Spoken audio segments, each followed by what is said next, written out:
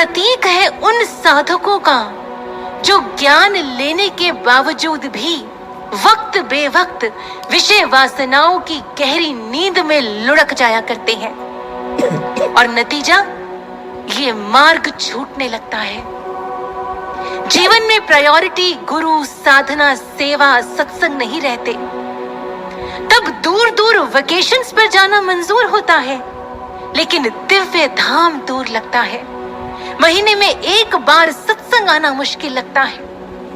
तब cinema hall में जाकर मन के रंजन का समय तो होता है, लेकिन सत्संग में बैठकर मन के मंथन का समय नहीं होता।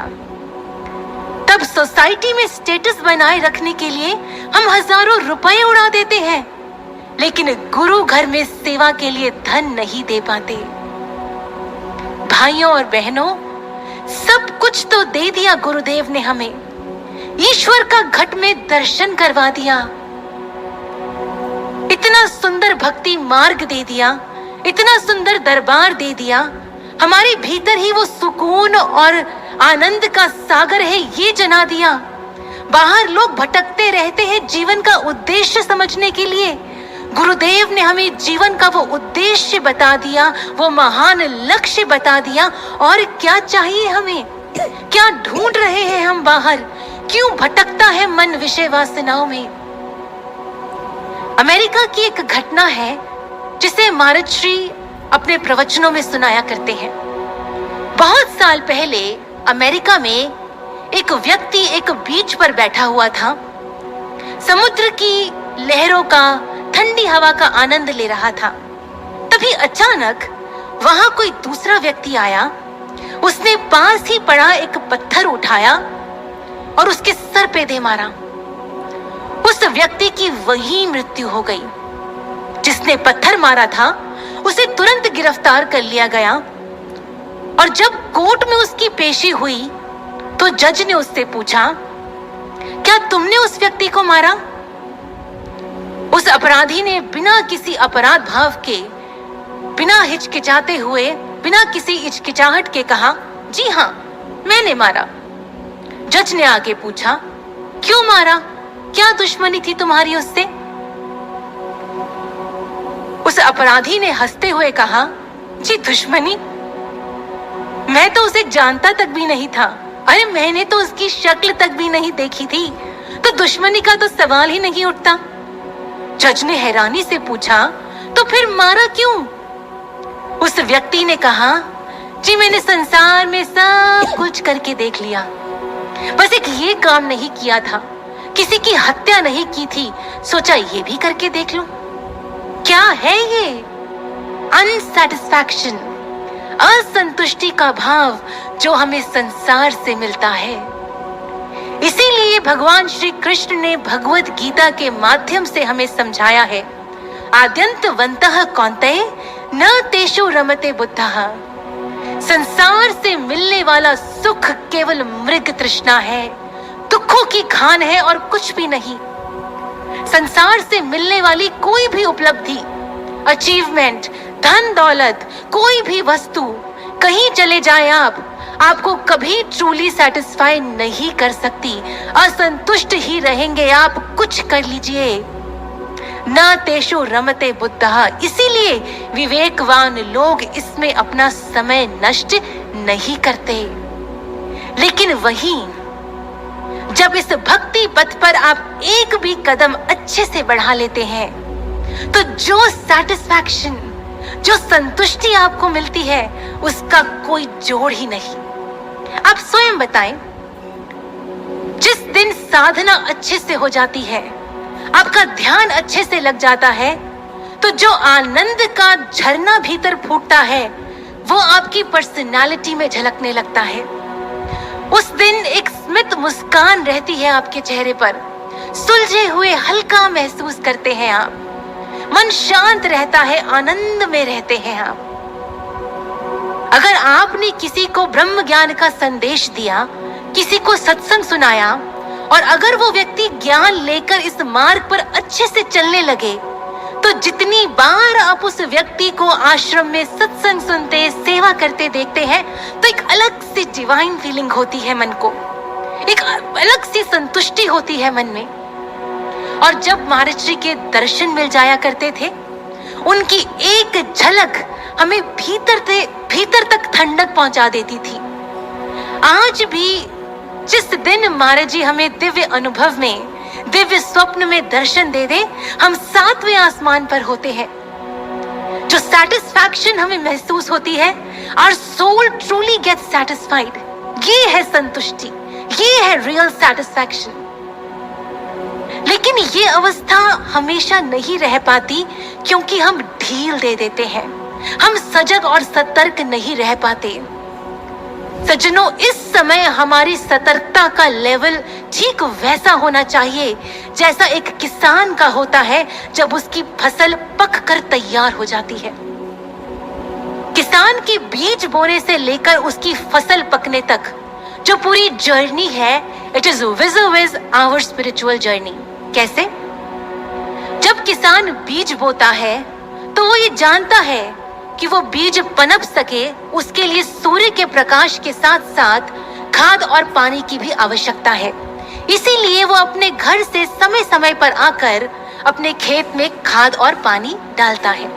ठीक इसी प्रकार जो ज्ञान हमें बीज रूप में महाराज श्री से प्राप्त हुआ है, वो ज्ञान रूपी बीज पनप सके, इसके लिए गुरु कृपा रूपी प्रकाश के साथ साथ हमें इस पर सत्संग रूपी खाद और साधना रूपी पानी भी डालना होता है, जो हम डालते हैं। अब जैसे ही उस बीज में से अंकुर फूटता है, पौधा निकलता है, तो उसे देखकर किसान के भीतर एक अलग ही खुशी की लहर उठती है। अब उसका और ज्यादा ध्यान खेत की तरफ हो जाता है, ताकि कोई पशु पक्षी, कोई जानवर उसके खेत को नुकसान न पहुंचा दे। ठीक ऐसे ही जब हम इस मार्ग पर आगे बढ़ते हैं, हमारे भीतर उस भक्ति रूपी बीज का अंकुर फूटता है, हमारे भीतर शुभ संस्कारों का, गुरु प्रेम का अंकुर फूटता है, तो हमें मजा आने लगता है। हमें इस मार्ग पर और अच्छे से आगे बढ़ने लगते हैं। हमारा इंटरेस्ट बढ़ता है भक्ति मार्ग की ओर। हम और अच्छे से सेवाओं में, साधना में, सत्संग में इन्वॉल्व होने लगते हैं। अब जैसे जैसे फसल बढ़ती है, तो किसान का ध्यान और ज्यादा खेत की तरफ आ जाता है। अब वो जल्दी जल्दी खेत पर आने लगता है। अब घर छूटता चला जा रहा है और खेत नजदीक आता चला जा रहा है। और जब फसल पककर तैयार हो जाती है, तो आप देखेंगे कि संसार के बाकी सारे काम सेकेंडरी हो जाते हैं। अब उसका पूरा ध्यान अपनी फसल की ओर होता है। अब वो रात को भी अपने खेत पर ही सोता है, मचान पर चढ़कर रात भर पहरेदारी करता है कि कहीं कोई उसकी फसल को लूट ना ले। फाइनल एफर्ट्स में कोई कमी नहीं छोड़ता। जब तक फसल को काट कर घर तक नहीं ले जाता, तब तक चैन से नहीं बैठता। एक छोटी सी फसल को प्राप्त करने के लिए किसान कितनी मेहनत करता है, कितनी सजगता और सतर्कता से कार्य करता है। हमारी भक्ति रूपी फसल, जिसकी कीमत 3 लोक की संपदा से भी ज्यादा महान है, जब उसे प्राप्त करने के लिए फाइनल एफर्ट्स करने की बारी आई है, तो हम चूक रहे हैं सज्जनों। हमारी ये बेशकीमती भक्ति रूपी फसल, जिसे महाराज श्री ने इतने वर्षों से, खासकर पिछले 9 वर्षों से अपनी समाधि के तपोबल के प्रकाश से सींचा है, किस तरह महाराज श्री हमें यहाँ तक लेकर आए हैं, कितनी मेहनत की है एक एक शिष्य के ऊपर, हम सब जानते हैं। हमने भी निरंतर प्रयास किए हैं। और अब जब समय बहुत कम रह गया है, महाराज जी शीघ्र ही समाधि से उठने वाले हैं, तो अपनी उस फसल की सुरक्षा करने के लिए कितनी सजगता और सतर्कता से हमें कार्य करना होगा, कैसी पहरेदारी करनी होगी, हमें किस स्तर की सजगता होनी चाहिए, हमारी कैसी पहरेदारी करनी होगी और कैसे करेंगे आप पहरेदारी। अपने भीतर अनासक्ति और वैराग्य को जन्म दे, अब संसार को दूर करना होगा और गुरु को और गुरु घर को नजदीक लाना होगा, ताकि सांसारिक विषय वासनाएं हमारी इस भक्ति रूपी फसल को नुकसान ना पहुंचा पाए और समय आने पर हम इसका लाभ ले सकें। सजनों, बिना वैराग्य के भक्ति करना संभव ही नहीं। हम ये नहीं कह रहे कि आप संसार के सारे काम छोड़कर केवल ध्यान, साधना, सत्संग, सेवा में ही लग जाएं। राजा जनक सोने के सिंहासन पर बैठते थे, सोने के पलंग पर सोते थे, लेकिन विदेह कहलाए। विदेह यानी संसार से विरक्त, अनासक्त हो, वैराग्य पूर्ण हो राज्य किया उन्होंने। वो ऐसे साधक थे जो संसार के भीतर रहे, लेकिन संसार उनके भीतर नहीं रहा। अनासक्त हो, वैराग्य पूर्ण हो, संसार के सभी कार्यों को करते हुए, सजग सतर्क रहते हुए जब हम इस मार्ग पर आगे बढ़ते हैं तो विकारों रूपी काले सर्प हमारे भीतर प्रवेश नहीं कर पाते और गुरु दरबार हमसे कभी दूर नहीं होते। दूसरी बात, उस पूरे घटनाक्रम में अगर आपने ध्यान दिया हो तो उस व्यक्ति की वेदना, तकलीफ और परेशानी का कारण उस अजनबी द्वारा दी गई शारीरिक चोट से ज्यादा उसकी सेल्फ इम्पोज्ड मानसिक यातना थी, जिसका कारण था उसकी यह सोच कि जिस विषम परिस्थिति में वो है, जो उसके साथ हो रहा है वो उसे डिजर्व ही नहीं करता, उसके साथ गलत हो रहा है, अन्याय हो रहा है, अकारण हो रहा है। और इस कारण से और इस सोच की वजह से वो ईश्वर को दोष देता है, जीवन को दोष देता है, नकारात्मक हो जाता है, उस अजनबी को कोसता है। और उसकी इस सोच का आधार क्या है? उसका गुमान कि जितना उसे पता है, जो उसकी नजरों के सामने है, जितना वो जागृत अवस्था में एक्सपीरियंस कर रहा है, केवल उतना ही सत्य है। लेकिन ऐसा है क्या? क्या ऐसा था? जो नींद में उसके साथ हुआ उससे वो अनजान था, अपने भीतर छुपे काले सर्प से वो अनजान था। जो पीड़ाएं, जो कष्ट उसे मिले, उसके पीछे उद्देश्य उसका कल्याण था, इस बात से भी वो अनजान था। एक अफ्रीकन प्रोवर्ब है, a wise man never knows all, only a fool knows everything. जो विवेकी होते हैं वो ये जानते हैं कि वो सब कुछ नहीं जानते।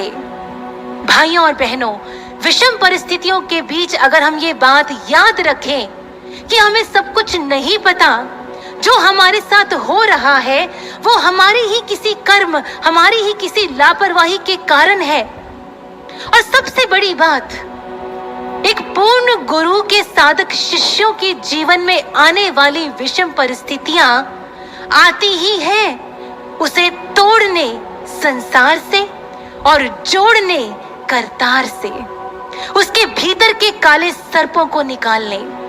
तुम करो भला हम भलो न जाने, तुम सदा सदा दयाला, हम पापी तुम पाप खंडन, नीको ठाकुर देसा, माधो हम ऐसे तू ऐसा।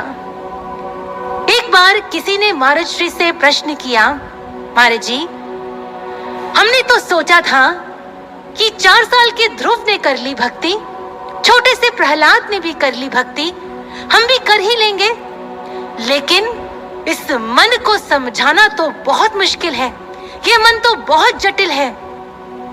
उस युग में संभव हो गया होगा, लेकिन इस युग में इस मन को समझाना असंभव जान पड़ता है। उस समय महाराज श्री ने उनके प्रश्न का उत्तर देते हुए कहा था कि मैंने कब कहा भक्ति करना आसान है, ईश्वर को अपनाना इतना आसान नहीं।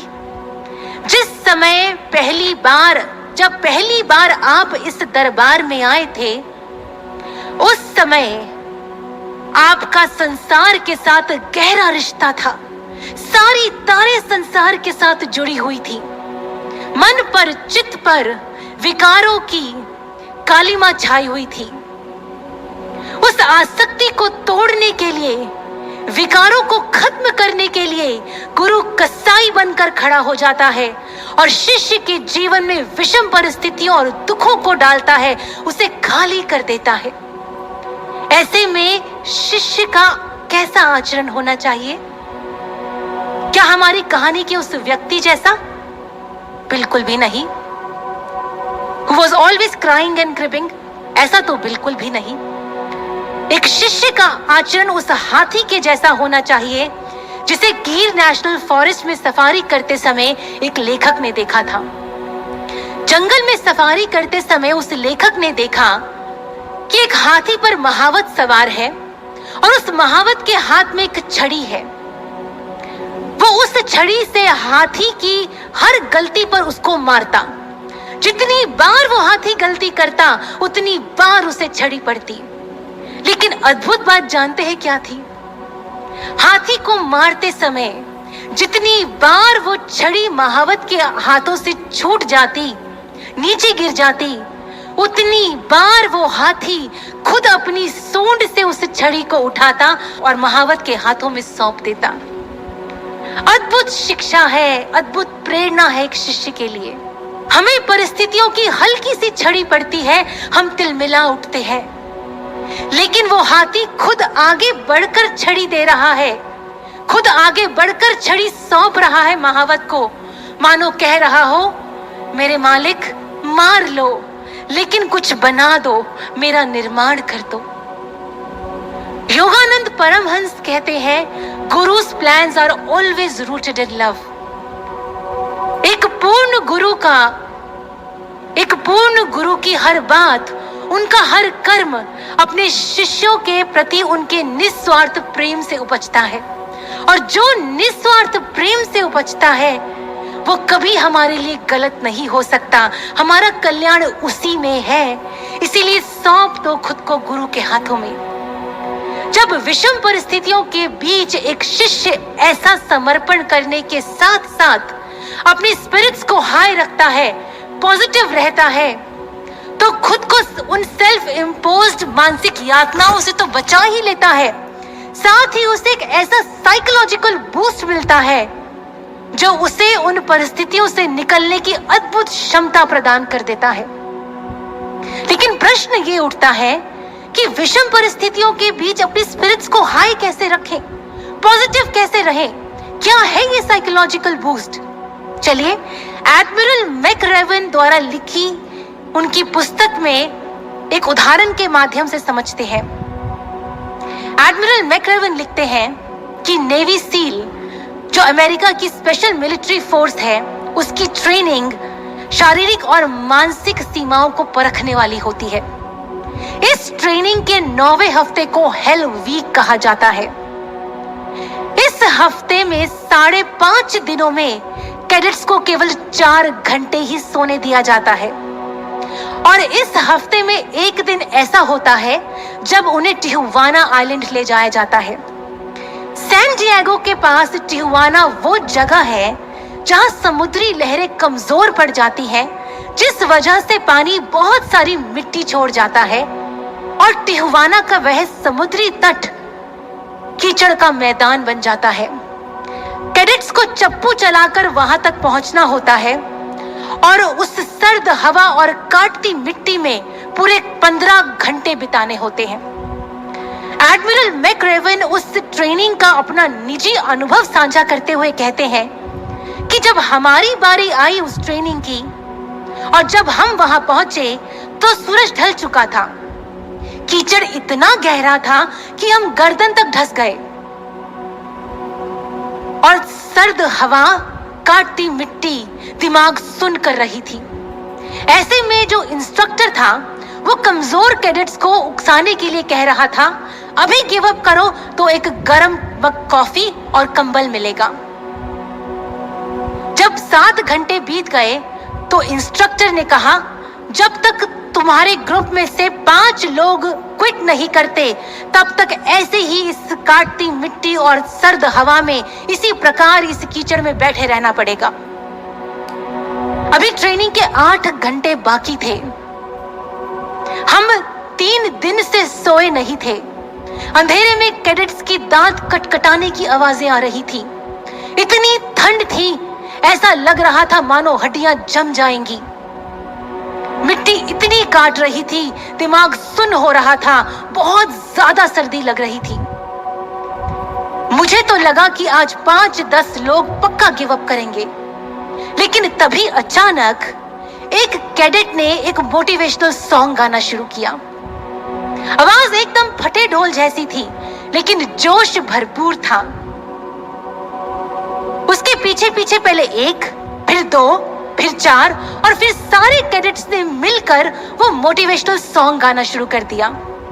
एडमिरल मैक्रेवन लिखते हैं कि हम सब उस मोटिवेशनल सॉन्ग से रिलेट करते थे, इसलिए सभी कैडेट्स पूरे जोश के साथ उस मोटिवेशनल सॉन्ग को गाने लगे। जब इंस्ट्रक्टर ने सुना तो उसने जोरदार आवाज में धमकाया, अभी के अभी गाना बंद नहीं किया तो 8 घंटे और ऐसे ही बैठे रहना होगा। लेकिन मैक्रेवन लिखते हैं कि अब कोई रुकने वाला नहीं था। सब पूरे जोश में भरकर गाते रहे और इससे हुआ क्या? उन सब के भीतर से निकलती हुई वो मोटिवेशनल तरंगे जब इकट्ठी हुई तो एक ऐसा कलेक्टिव सिनर्जी का निर्माण हो गया। आसान शब्दों में कहें तो कलेक्टिव सिनर्जी का मतलब होता है 1 और 1 2 ना होकर 1 और 1 11 हो जाना। उनकी तरंगों का एक ऐसा महापुंज तैयार हुआ जिसने उन सबको ऐसा साइकोलॉजिकल बूस्ट दिया कि अब उस मिट्टी ने काटना कम कर दिया। अब सर्द हवा भी झेली जा रही थी और गाते गाते कब सुबह हो गई। मैक्रेवन लिखते हैं कि और हम सब उस ट्रेनिंग में सफल हो गए, समाधि से पहले महाराज श्री ने स्पेसिफिकली कहा था कि सभी साधक मिलकर गुरु चर्चा किया करो, गुरु महिमा का गुणगान गाया करो। सभी साधकों का मिलकर गुरु महिमा को कहना, गुनगुनाना, उनसे प्रार्थना करना, आर्त पुकार करना, सामूहिक साधना करना एक ऐसे कलेक्टिव सिनर्जी का निर्माण करता है, एक ऐसे आध्यात्मिक पुंज का निर्माण करता है जो हमारे भीतर ऐसी शक्ति का संचार करता है कि हर परिस्थिति में तब हमारी स्पिरिट्स हाई रहती हैं, हम हमेशा पॉजिटिव रहते हैं और ये साइकोलॉजिकल बूस्ट बड़ी से बड़ी मुश्किलों से निकलने की हमारी क्षमता को कई गुना बढ़ा देता है। इसका एक छोटा सा डेमोन्स्ट्रेशन करते हैं। एक बहुत सुंदर और पुराना भजन है। अपनी सारी एप्रीहेंशंस को, सारी शंकाओं को, डर को दूर करते हुए आंखें बंद कर इस भजन के एक एक शब्द को महसूस करते हुए हम सब मिलकर गाएंगे और आप सभी उस कलेक्टिव सिनर्जी को खुद फील कर पाएंगे। आइए शुरू करते हैं।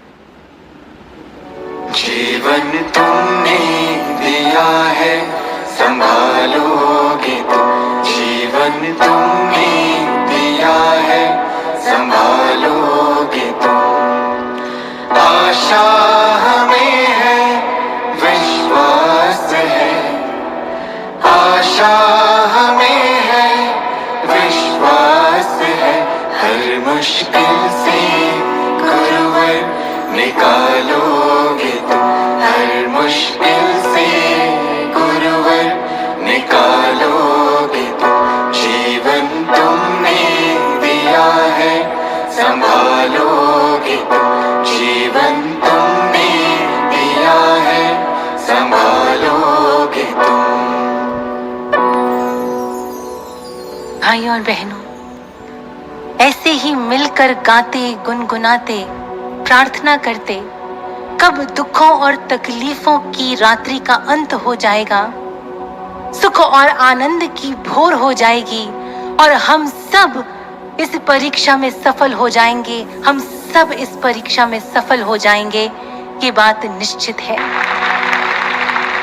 2012 में दिव्य शांति महोत्सव के मंच से महाराज श्री ने कहा था, तूफान आएंगे, चले जाएंगे, रुकना मत, बस चलते रहना। नजारा हर घड़ी जिनकी निगाहों में हो मंजिल का, भंवर की मुश्किलों में भी वो सुख पाएगा मंजिल का। है सच की ये निशानी की यहाँ पर इम्तिहान होगा, चला चल सच की राहों पर सफर ये खुशनुमा होगा। भरोसा है अगर दिल में तो ईश्वर मेहरबान होगा। भरोसा है अगर दिल में तो ईश्वर मेहरबान होगा। बड़े पते की बात है हमारे लिए इन पंक्तियों में।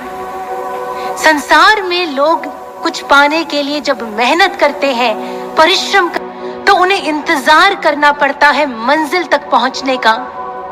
मंजिल पर पहुंचकर ही उन्हें उस मेहनत का फल मिलता है, उसका वो सुख ले पाते हैं, उससे पहले नहीं। लेकिन इस दरबार की बात ही निराली है। कर्म संस्कारों को, विकारों को झेलते हुए, विषम परिस्थितियों के बीच, परीक्षाओं के बीच रहते हुए भी अगर हमारी दृष्टि हमारी मंजिल पर है, यानी अगर गुरु आज्ञाओं का पालन करने के जो हमारे प्रयास हैं वो निरंतर है, ऑनेस्ट है, तो भंवर की मुश्किलों में भी वो सुख पाएगा मंजिल का। हमारे दीन दयाल गुरुदेव हमें पहले ही उस सुख और आनंद का अनुभव करवा देते हैं जो मंजिल पर पहुंचकर मिलना था।